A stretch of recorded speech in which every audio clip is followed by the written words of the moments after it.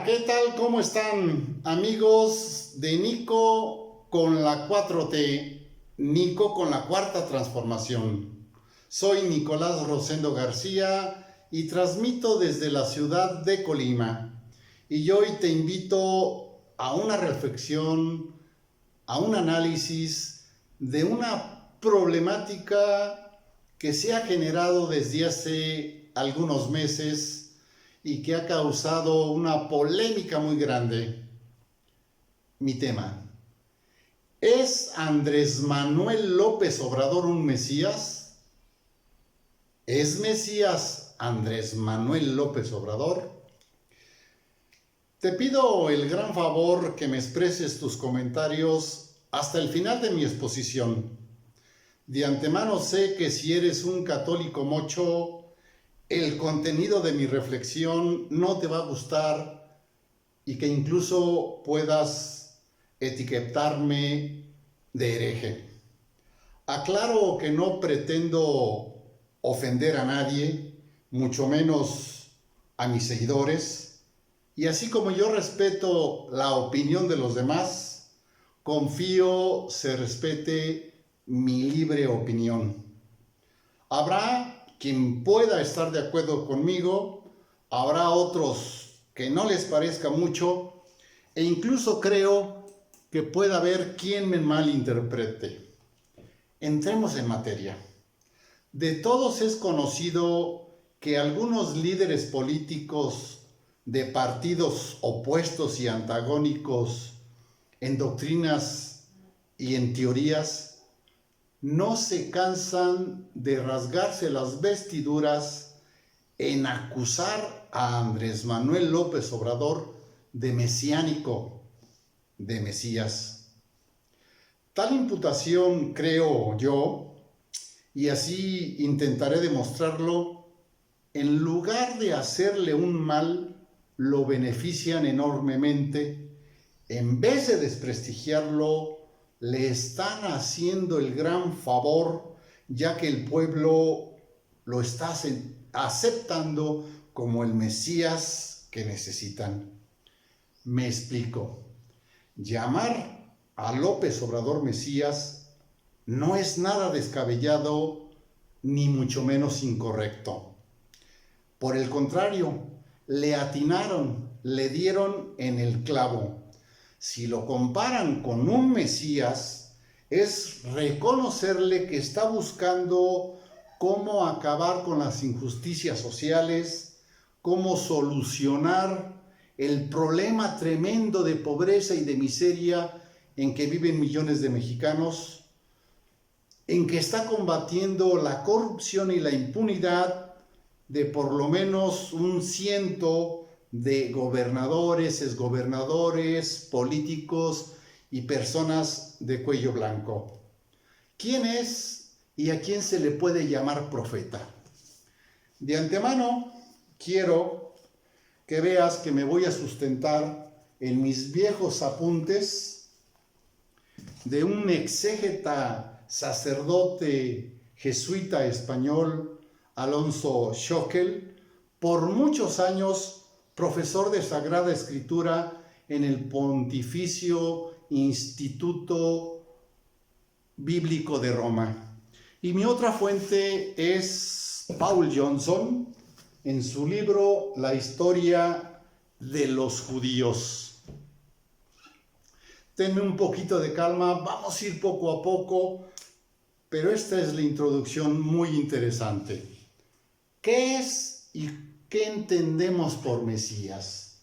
La palabra Mesías, como la conocemos hoy, proviene del hebreo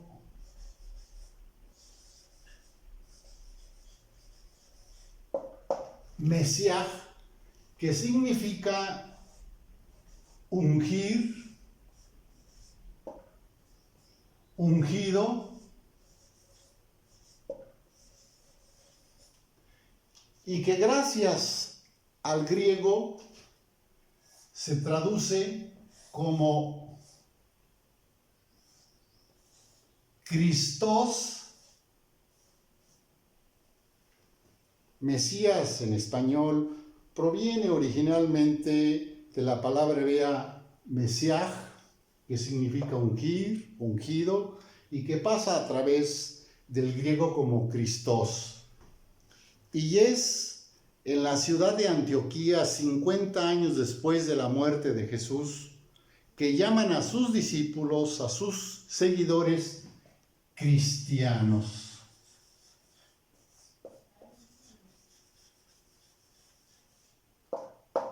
Cristianos, en su nombre literal, vendría a significar los ungidos.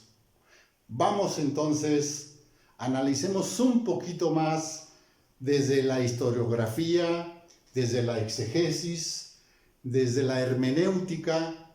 ¿Puedes llamársele a Andrés Manuel Mesías? ¿Es correcto? ¿Es incorrecto? Acompáñame, pero no te olvides primero de suscribirte. Inicié mi reflexión afirmando que no es incorrecto llamar a Andrés Manuel López Obrador Mesías. Recordemos que fue purificado por nuestros pueblos originarios en el Zócalo, corazón de la nación mexicana. Este acto de purificación, como demostraré más adelante, es un ritual, una ceremonia de carácter universal, tan antigua desde que la humanidad tiene memoria. Otro dato importante es que nuestro presidente está trabajando para acabar con la miseria y la pobreza, sobre todo en el sur de nuestro país, donde es más lacerante y dolorosa. No podemos omitir que más de la mitad de nuestra niñez vive en la pobreza. Pero, ¿a quién y por qué se le puede y debe llamar Mesías? Veamos. Hace algunas décadas, en mis estudios de teología bíblica y exegesis en la Roma Eterna, tuve que escribir por obligación académica algunos ensayos sobre términos teológicos que en su origen tenían un significado sociopolítico y que más tarde pasaron a ser palabras con tinte religioso. Ejemplo, alianza, discípulo, apóstol. Una primera apreciación que debemos de tomar en cuenta por su importancia es el dato histórico que el pueblo de Yahvé, cientos de años después, llamados como hebreos, israelitas, judíos, es un pueblo tardío en la historia del Medio Oriente y en el escenario de las civilizaciones antiguas. En otras palabras, cuando Abraham, el padre de la fe y fundador del pueblo hebreo, sale de Ur de Caldea, o Irak, para ir a la tierra prometida, ya existían culturas y civilizaciones más avanzadas, con un lenguaje y escritura propios, con sistemas de riego, arquitectura, palacios, jardines, código de leyes, astrología, literatura, mitos. De esas culturas y civilizaciones ya existentes, los israelitas aprendieron y copiaron mucho, aunque conservaron su identidad de raza y de pueblo elegido. Este proceso llamado inculturación significa que el pueblo de Israel aceptó costumbres, mitos, normas, palabras y las incorporó a su idiosincrasia y religión. Por ejemplo, parte de los 10 mandamientos que recibió Moisés en el Sinaí ya estaban escritos desde muchos años atrás en el Código de Hammurabi y en el Libro de los Muertos. Este es un dato histórico innegable. Existen testimonios escritos irrefutables. El pueblo de Israel no es totalmente original ni en su concepción de vida, ni en su filosofía y teología. Por ejemplo, el mito de la creación, del pecado original, del diluvio, son narraciones que ya existían, aunque, si bien es muy cierto, los hebreos le dan un tinte y explicación propia. Este es el caso de la palabra o del término Mesías. Mesías era la persona elegida por el pueblo, la comunidad, el rey, destinada para cumplir una misión, un mandato. Escúchese bien, no necesariamente religiosa, sino también social. Repito, Mesías es aquel que cumple una misión política o social. Son los judíos los que le otorgan un contenido eminentemente religioso, porque para ellos todo el devenir histórico y social es obra de Yahvé. Y así como la etimología del vocablo Mesías, Masiach, proviene de la voz hebrea que significa ungir, untar, ungido, y que el griego lo tradujo por Christos y pasó al español como Cristo. Mesías es, por lo tanto, el ungido, ya que se les ungía la cabeza con aceites, con aromas y con perfumes. En sentido estricto religioso judío, el Mesías era una persona del pueblo, un pastor, campesino, incluso analfabeta o letrado, un rey, un dirigente, un guía, un profeta o un sacerdote prometido por Yahvé para liberar al pueblo hebreo de la servidumbre, la esclavitud, el pecado y restablecer la edad dorada de Israel. Insisto, ungir la cabeza de una persona con aceites y aromas era parte de un ritual, una ceremonia ya existente mucho antes que los israelitas se consagraran como pueblo elegido, aunque sí son ellos que le dan un significado especialmente religioso. Hoy nos queda claro que a los patriarcas Abraham, Isaac y Jacob, fundadores del pueblo hebreo, también se les llamó ungidos, o sea, Mesías, porque el Mesías debía de procurar que brotaran las condiciones del reino de Dios, es decir, la justicia, la paz y el bienestar social para todos. En fin, cuidar con el mayor esmero que se hiciera justicia con los oprimidos, el huérfano, la viuda y el vagabundo. El título de Mesías se aplicó a Yeshua ben Yosef, Jesús, hijo de José, verdadero nombre como se le conocía a Jesús el Nazareno, el hijo de José y María. Es así como Masiach, el ungido, se convierte en Cristo y Yeshua en Jesús, que significa exactamente Salvador, salvación. Como vemos, el concepto ungido Christos hoy recibe una connotación exclusiva y totalmente religiosa, en la cual creo de manera personal, pero vámonos un poquito más atrás de la historia, hasta los tiempos rabínicos y en el entorno del Medio Oriente.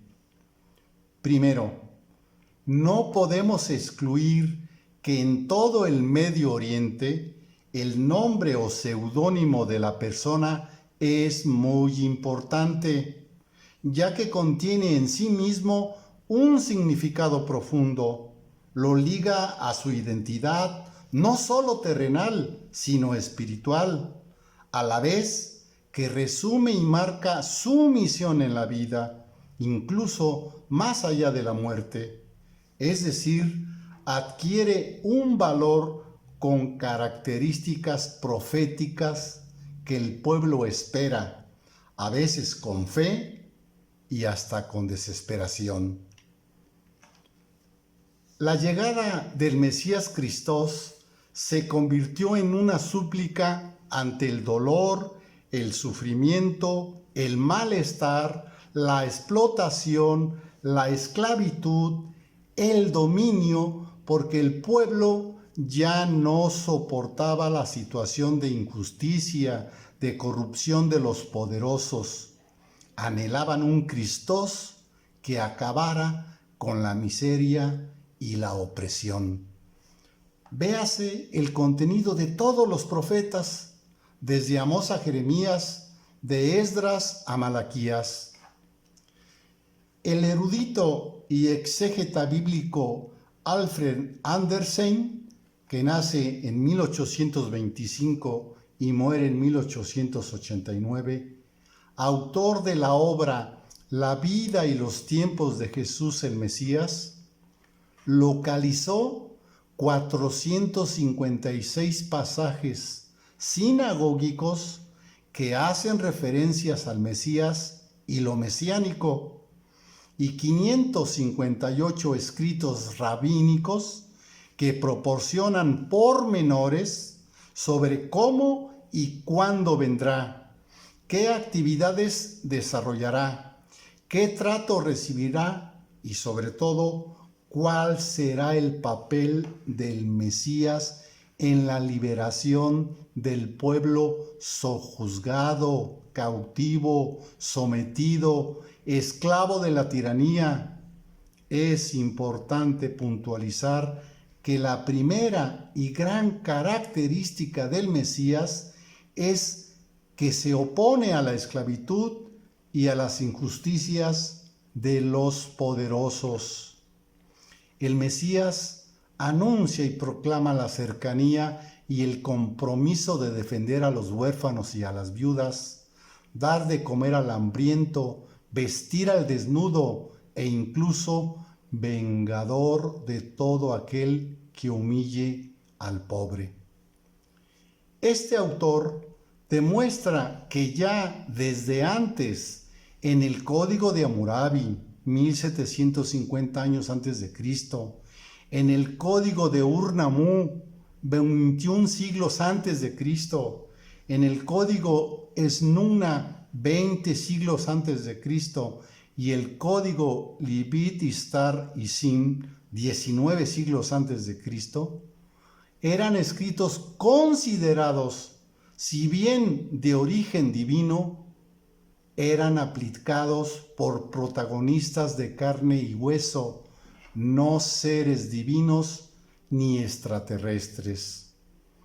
Un dato histórico de Mesías como libertador sociopolítico lo encontramos en el cautiverio de Babilonia. En el año 587 a.C., Jerusalén fue destruida y sus habitantes fueron llevados como esclavos a Babilonia.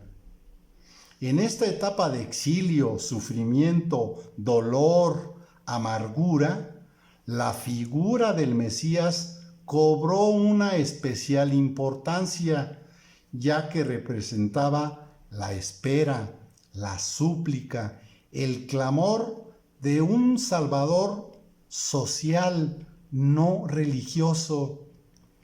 Su libertador fue Ciro el Grande, gobernante del imperio persa, personaje sin ninguna relación al pueblo judío, ni creyente ni conocedor de Yahvé, pero como los liberó del yugo opresor, al regresar del destierro en el 538 a.C., le llamaron Mesías. ¿Quedó claro este dato? Mesías, no judío ni creyente en Yahvé. Para los exégetas, los historiógrafos y los estudiosos de la hermenéutica, no existe duda alguna que el término Mesías tiene desde sus orígenes también una connotación libertaria. Significa el que da la libertad al pueblo oprimido y además que condena y castiga al opresor. En el Antiguo Testamento, el Mesías esperado por excelencia fue el rey David, mismo que recibió el nombramiento oficial de rey hasta que se le ungió la cabeza con aceites, con aromas. Esta promesa salvífica perduró hasta los tiempos de Yeshua ben Yosef, Jesús, hijo de José. El pueblo anhelaba al libertador prometido de la casa y descendencia de David. El pueblo anhelaba la llegada del Mesías Cristos, que los liberaría del yugo romano. Téngase en cuenta que la imagen del Mesías como un libertador político religioso llegó hasta tiempos del Jesús histórico. Juan el Bautista y sus discípulos creyeron que Jesús el Cristo sería un rey de carne y hueso que expulsaría a los romanos. De lo que no cabe la menor duda que esperaban un libertador social político fueron los celotas, y hasta el mismo Judas Iscariote así lo creía. El historiador, estadista, diplomático judío Tito Flavio Josefo demuestra cómo, para los judíos, el Mesías esperado tenía, sobre todo, características sociopolíticas. Era aquel que los iba a liberar de la opresión y dominio romano. Antes de Jesús, muchos judíos fueron crucificados por motivos políticos. Maimónides, médico, erudito, rabino, teólogo y filósofo judío de la Edad Media, también afirma la existencia de Mesías en diferentes regiones del Medio Oriente, no todos con carácter exclusivo teológico o religioso, sino más bien de libertador, restaurador de la justicia, hombre común que lucha y empeña su vida contra la opresión, contra el sistema tirano. Mutatis mutandis, cámbiese lo que se deba de cambiar. Nuestro México vive una situación de miseria, de corrupción, de impunidad institucionalizada, de opresión partidista, de asesinatos. Por ello, afirmo, sin temor a equivocarme, si Andrés Manuel López Obrador no fuera un Mesías, ojalá lo sea. El pueblo de México lo necesita. Basta ya de tanta indigencia. Alguien tiene que combatir y desterrar la podredumbre de este narcogobierno prianista de más de 36 años. Nuestro país necesita de un Mesías que acabe con las prácticas de corrupción instituidas por el mismo gobierno, putrefacto y carcomido. Un Mesías que acabe con la enorme y lacerante desigualdad social que ha alcanzado niveles intolerables. Un Mesías que despierte nuestra conciencia aletargada, acostumbrada y pasiva ante tanta mentira. Un Mesías que nos haga reaccionar ante el enriquecimiento ilícito de tantos funcionarios deshonestos. Un Mesías que combata y castigue a quienes saquearon la riqueza del pueblo bajo el amparo y protección de un sistema legal. Repito, no defiendo ninguna bandera partidista. Quiero ser objetivo, crítico y no visceral. En Andrés Manuel López Obrador veo a una persona sencilla y humilde que ha sido y está siendo demasiado difamada y vituperada por los poderes fácticos y mediáticos de la mafia del poder. Lo han querido destruir, acabar, pero hoy es la esperanza de millones de mexicanos. A manera de conclusión, quizá en pocas palabras logré darme a entender y a reafirmar que si algunos líderes políticos llaman a Andrés Manuel López Obrador Mesías, tienen mucha razón. El último gran filósofo y teólogo judío que habla de Mesías y mesianismo es Walter Benjamin. Su pensamiento es una de las fuentes de la filosofía y la teología de la liberación. Este autor nos demuestra que la palabra Mesías no es un vocablo exclusivo del argot religioso teológico, sino también sociopolítico, ya que así se le denominaba en el Medio Oriente a cualquier persona, ya fuera sacerdote, profeta, rey, pero también al más simple de los elegidos. Su misión era la de liberar al pueblo de la tiranía y la dominación, un hombre común y corriente que a nombre de la justicia libera al cautivo y castiga al opresor y corrupto. Un hombre que lucha contra la pobreza y busca traer la paz basada en la justicia y el bien común. Cualquier mente liberada de intereses partidistas sabe que México necesita de un Mesías que se empeñe en hacer cumplir la justicia, que encarcele a los ladrones gobernantes y exgobernantes, junto con sus cómplices de cuello blanco que en contubernio con el crimen organizado han alcanzado niveles de pudrición, han llevado a las fosas clandestinas a miles de desaparecidos, ya sean estudiantes o periodistas. Creo que somos miles de cientos los que anhelamos un Mesías que ponga aún hasta aquí a la confabulación entre el narcotráfico y el gobierno corrupto.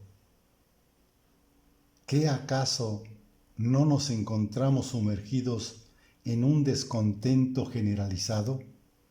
Lo cierto es que estamos profundamente preocupados por el deterioro de la política y la economía, y lo peor del caso, a muchos les han robado la esperanza de que es posible corregir la descomposición social en que nos encontramos.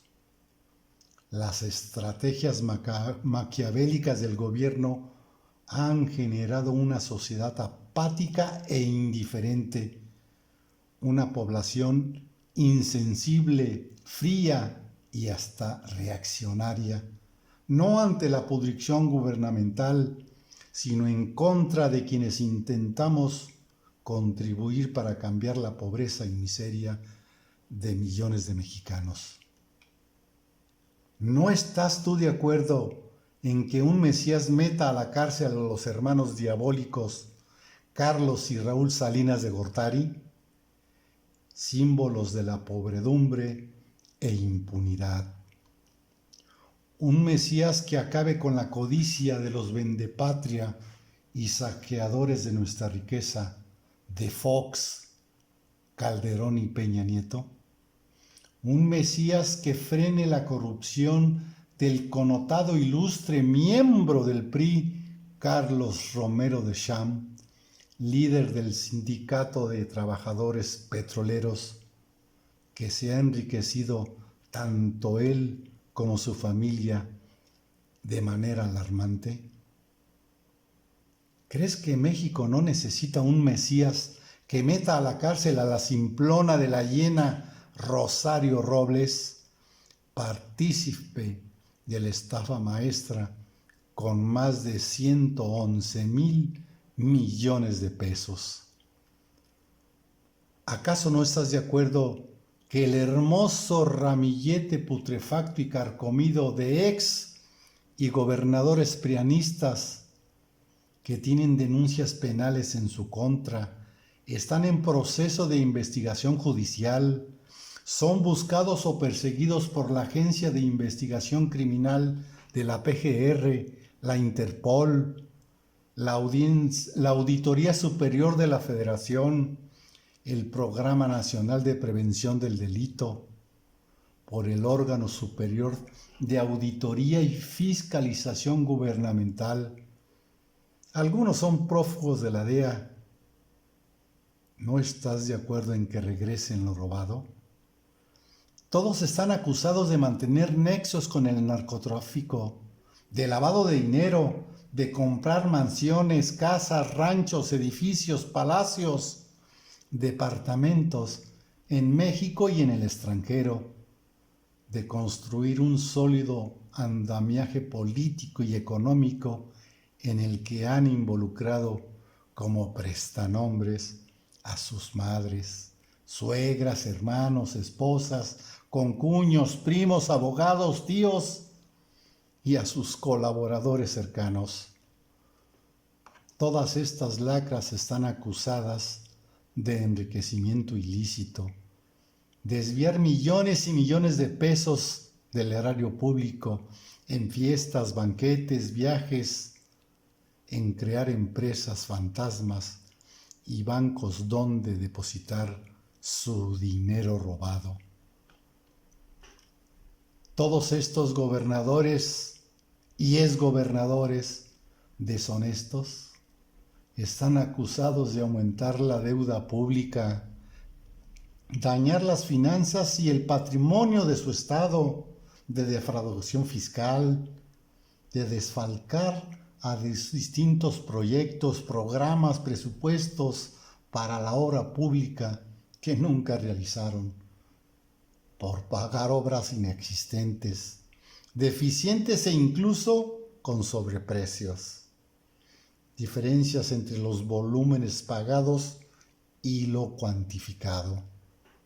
Están acusados de enajenar miles de hectáreas de terrenos para beneficio familiar o de sus compinches, secretarios y funcionarios, de entregar territorio a minas extranjeras, de rasurar, desaparecer recursos y programas federales y estatales para el campo, fondo para los pensionados, para la educación, para la salud, la seguridad pública, para la tercera edad, para la promoción turística. Están acusados de asesinar a activistas sociales, periodistas, estudiantes, indígenas, profesores, trabajadores, jornaleros. ¿No crees que nuestro país necesite a una persona que por lo menos intente limpiar el sistema político mexicano que, por más de 36 años, ha provocado miseria, dolor y muerte? La mafia del poder son una oligarquía funesta, una clase política y económica corrompida que solo puede ser frenada si confiamos en un Mesías político, no religioso. ¿No crees que ya es necesario poner un hasta aquí a los jueces y magistrados corruptos, defensores de narcos y ladrones? Para ello hace falta recuperar la fe en nosotros mismos, romper con el paradigma que nos han impuesto a base de mentiras y de engaños, dejar de ser el pueblo dócil y manipulable en que nos han convertido los prianistas. Si aún no estás convencido que a México le hace falta un Mesías político, libertador de las injusticias y la corrupción, puede ser por dos causas. La primera de ellas es que eres parte de la corrupción y rondas como chacal para volver a saciarte de la sangre del pueblo. La segunda es que Taravisa logró extirparte el cerebro y, ante esos dos padecimientos enajenantes, no necesitas un Mesías que te libere de la esclavitud mental, sino un exorcista que te saque el chamuco que llevas dentro.